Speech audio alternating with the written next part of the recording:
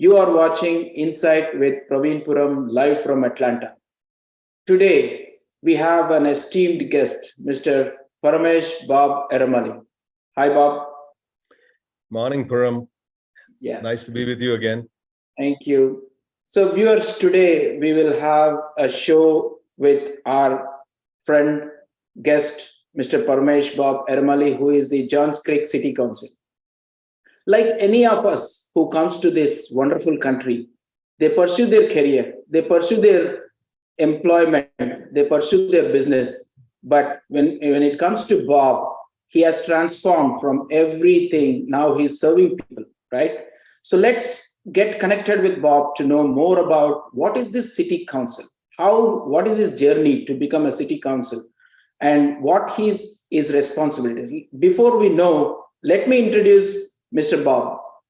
Mr. Bob, he is from Hyderabad, that is from Telangana. He went to the National Defense Academy. He moved to Air Force as a combat pilot, flying combat jets, Jaguars in various squadrons.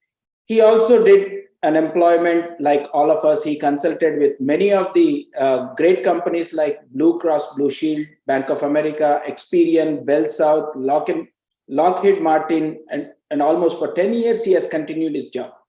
Then slowly, he has transformed from his job into the business. He is a business owner and his wife is a doctor, and he has been into the health industry for almost 17 years. He operated Sai Med clinics in 5 different locations. And as a small business owner for 14 years, he has met and overcome the hurdles of varying severity. During this stint in the military, was actively engaged in defining tactical operations for various operations and support roles. Bob currently works with youth to motivate them and channel them to A-grade schools through his personal efforts. Bob calls Georgia his home from 21 years. He moved to Johns Creek to close his temple, where he is an active member and works extensively with youth. He has been asked to assume the role of directors for many of the HOA board as well.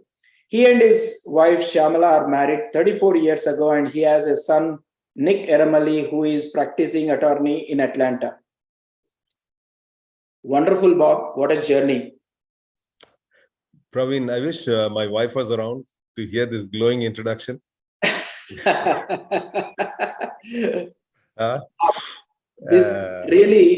think you have covered your journey from a military to business, from employment to business, and now to serving people. Tell us more of your journey. What is this sparkling moments? Why did you come to the public serving a member of Johns Creek? Tell our viewers, what is your inspiration, motivation, and what is your journey? Thank you. That's barring a nice introduction. You're also a fine friend. And for the viewers, I must tell you, Praveen himself has achieved a lot, especially working with the youth. Before it becomes a mutual admiring society, let me get to your question. So it's just happened that growing up in Telangana, I was very close to Begumpet Airport. And every time I see these planes flying overhead, I said someday maybe when I apply for National Defense Academy, they asked me, what do you want to become? Join the Army, Navy, or the Air Force? I just remembered that the planes which are flying overhead, maybe if I choose Air Force, I'll be staying in Hyderabad, Telangana. That was such a paradox. You do know that our friends are up in the north, Pakistan, China. For the next 14, 15 years, I was all the time on the borders. Never did I come to Hyderabad. I came to Hyderabad only to retire. Wow. And from there, so that's what, that was my journey into armed forces. Apparently, nobody in my family ever joined military. I don't know. I think I probably didn't want to join the AP Secretariat where my parents were working. So I wanted to do anything but doing that. So that's how I went to join armed forces. Once I finished my tenure in armed forces, I came to this country. As you rightly said, we all have an American struggle, American dream, but struggle comes before the dream. So it does happen that when you come to America, you have no relatives, no other support except yourself. You work, you eat, right? That's when I moved to software. And again, hats off to some of the compatriots from India, my friends, who actually held my hand and taught me that. And for 10 years, I had the privilege of working with Fortune 500 companies, which you outlined. One of the things which you learn when you work for these companies is how to marshal resources and form very effective teams. That is what I saw when I was in the Air Force. In the Air Force, just to let you and your viewers know, we never go alone into enemy territory. We always have 3-4 people because we want to cover each other's back. Absolutely. So that's where safety lies. Same way here, what I learned was how to marshal resources, how to make sure everybody is an effective member of this team. And when my wife opened her second clinic, she said, "You need to come and work for me. It's getting too big for me." So that's when I shifted from being an employee to being an employee with my wife. And this employment was 24 hours a day, both off work and on work. You continue to work. And as you said, in the Air Force, one of the things which people may or may not know is you got the mission and you got it done. There is no questions asked. Same thing happened in private enterprise. When I joined this thing, you go to the office and one day your wife says, "Hey, your roof is leaking. One of my patients' room is leaking water." What do? You're not a trained roofer. But that's when, you get into the act and you start marshaling resources and then you address the problems. So this was an ideal kind of situation, which, all the while, even in the Air Force, when you land in a different, what happens is most of the time in peacetime, we stay around 150 kilometers inside the border. Mm-hmm.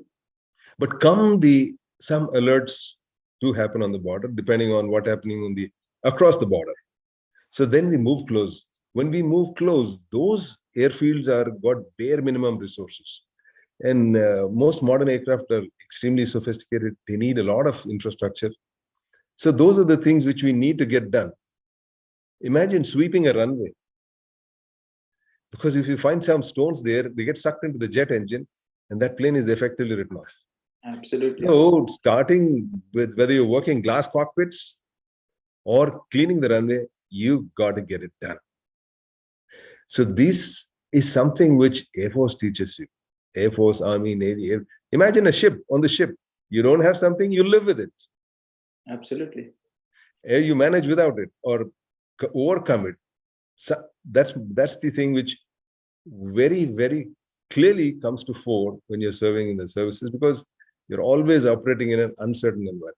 So all this came to my help when I was running a business. So there's a definite degree of comfort level that you expect things to go wrong, and that's why the business positioned you.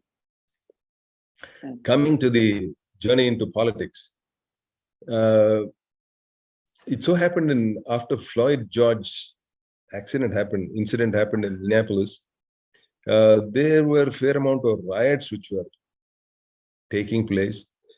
Unfortunately, the cause is it's a very dastardly act which happened, no doubt about it.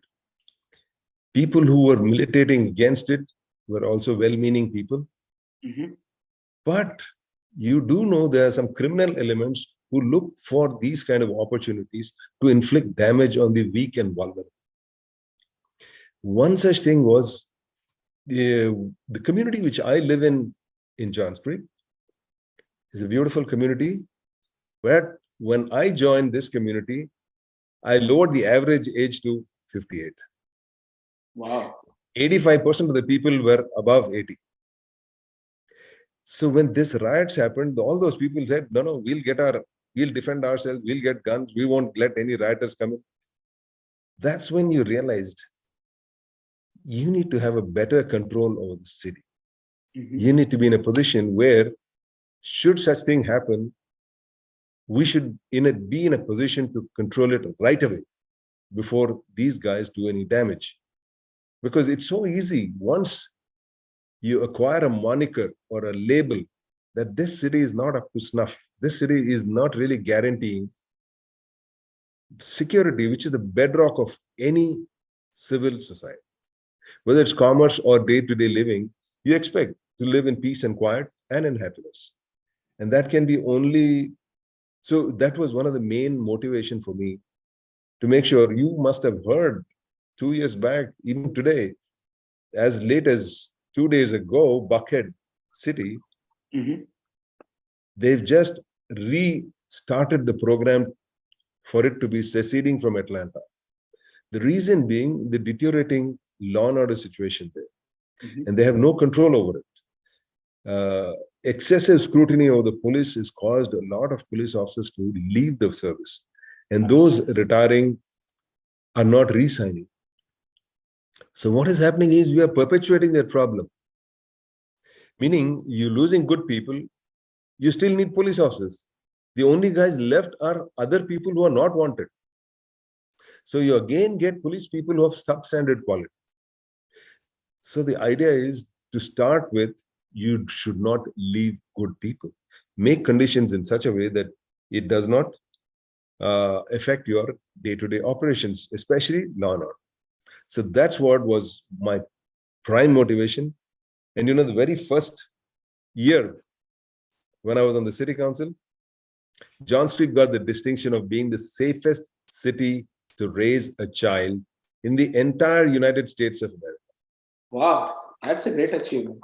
That is, and believe me, it's not my doing. A lot of previous predecessors have ensured security is never compromised here. And if you have viewers in India, I would like to tell them security doesn't mean we militarize this place. What security means is you go about doing what you're supposed to do without anybody hindering or hampering you. Absolutely. By virtue of use of force. Illegal, if I may add. Absolutely. So this has been my journey to politics. So that's when I realized another thing. I go back to Air Force for a few things which Air Force tells me very, they drill it into us is, listen, if not you, who else will defend this country?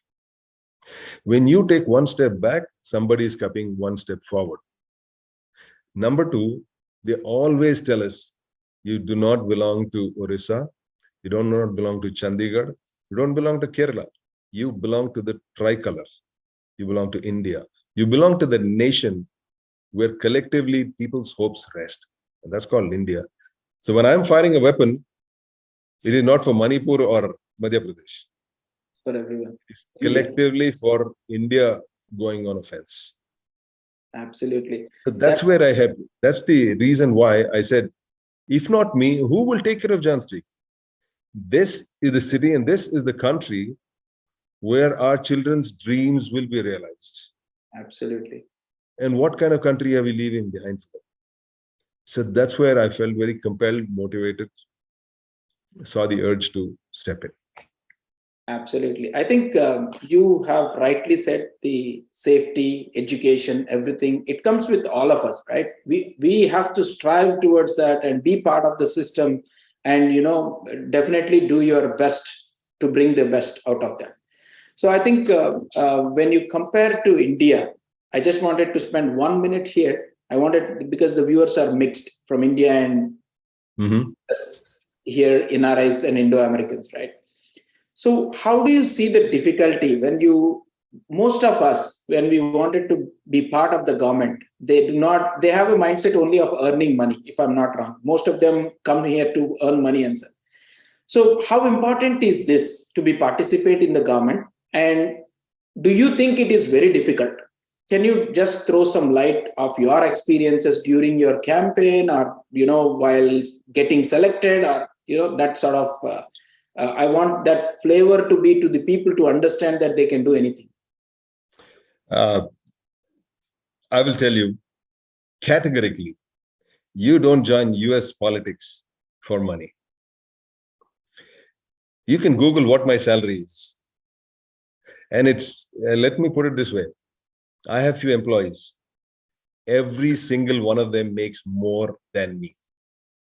So the point is not just me, whole lot of people in Georgia Assembly, senators, all these people, they're already wealthy. They are already people of means. So they come primarily to do service to their communities. I have no doubt in my mind whether it's Republican or Democrat, most of them are there to serve their communities. So having said that, if with your question, what are the challenges which I faced? Politics, or I would say even day-to-day living and any enterprise, communications is very, very critical. How you message is very critical. That was what I had to work on. I used to go to high school students during my campaign and say, listen, ask me any question about government, ask me anything you want, whether it's a movie, whether it's a event, and I want you to grade me how my English sounds. See, the point is, if you sound a little different, people, the mainstream people, are kind of straining to hear, to make out what you're saying. Not many have the patience. So you have just 1 minute or 2 minutes to say your piece, to say why you're running. So that was the thing which I worked on a lot. And I also, this is probably possibly an 11th grade kid told me, uncle, you speak too fast. I said, that is something which afflicts most of my people where I come from. We do also have the habit of saying each word specifically, whereas people here have got a flow of how to say their sentences. But that is it. I had no bones in learning. You have to learn. Every new skill comes with a new set of learning. That was one of my main challenges. I also want to tell you this, while there is a lot of physical effort in running a campaign, it is a highly intense, time-bound set of events which have to happen. You are looking for people who will work with you. You're not looking for people who say nice things. You're looking for people who will run with you. And you become a good judge of characters. You know who the people who will actually say they'll do this and they'll show up and do that. Absolutely. Don't we all want that in any endeavor? And Absolutely. most importantly, and Praveen, you and all of us are aware, you saying something is different than you leading what you say, or you living that what you're saying. So that is what is very critical. People find out very easily. Or you're just saying it, or you're saying it because you believe in it. So those are the things which, and it always helps. And I think, one of the reasons, maybe this will come in with your question subsequently. One of the main reasons why I got engaged in politics is, America is a superpower, #1 country in the world, bar none, in terms of militarily or economic or innovation. You look at the Tesla, the man came from South Africa, from Canada, came to USA and built one of the largest companies in the world. And he's the #1 richest man. Look, what about Google? Sergey Brin, his parents are from Russia. So this has been a country where it's not innovation. It is also innovation. It also is the ecosystem which the politicians help build. What I meant to say is you have to have the best scientists, the best brains, and also the best kind of politicians. Absolutely. Who don't tinker with the system. It's very easy and attractive to tinker with the system so that this innovation is kind of takes a back step. That is what I want our kids, any kid, if to say, hey, this man obviously doesn't look like he's a Native American, native to this country, but he has stepped up and doing our kind of work. I should be doing it. This is what I want my fellow Caucasian people to look at me. people who look like me, the kids who look like me, they should take inspiration that if he can do it, I can do it. Absolutely. I And think that, Bob brought it very good points, inspirational, motivational things. As you told one thing about communication, I would definitely see that most of the viewers already understood, right? Coming to this country, being part of the Americans, your communication is always, definitely there is a lag. And I would also want all of us to understand and how to build that in our new generation, right? yes, As a part of this NRI ecosystem, I'm also thinking that these youth, through you, how can they have one classes to Indian maybe high school graders to talk to them, right? So that they understand what is their gap, even though they might be a good speaker, but what is missing is very important. Through your program of youth, I rose up, right? So yes. I definitely wanted to take it further. And Uh, before we go more deep into your role, I would always, people ask me, youth, right? Hey, do you have any project work for my kid, right? So, what can you help to youth in your program as a curriculum for their internships or something? Is there any way that you think there is a biggest opportunities where people do not know? Here's what, Praveen, one of the advantages, I recently asked one, if there are any doctors in your audience, I won't apologize to them right away. Mm-hmm. This is just an example which I quote. I asked one doctor how many people he sees in a year. He says, I see around 2,000 people. I just didn't tell him that, but I wanted him to know, your viewers to know, every time I'm sitting on the bench and legislating, I affect the lives of 85,000 people of Chance Creek. So that is a huge opportunity. It is also comes with fair amount of responsibility. This is what I want the kids to understand. What do I call them kids? The young adults, to understand that everything comes with a price. You are doing very, very well in your academics, because of which you get admission into very good schools. What you're not realizing is this. You just mentioned NRIs, the word NRIs. Every time I do every time I'm mingling, I'm trying to introduce the Indian community to people, local people, I always start to tell them, look, the top 10 CEOs in technology in USA are of Indian origin. They are now melded so well with United States ecosystem that their talents have come to the fore. But the point is, I want our students, our people who look like us, youngsters, to know that they are part of this big tree. They may think of as an isolated leaf at one end of the tree. No, you and my generation, yours and my generation, are the trunk which is supporting these people, which is giving them that terrific values, great culture, from which emanates so much of their success. I am not discounting their hard work, but it also is on a soil, very fertile soil of nice values, which we as parents give them.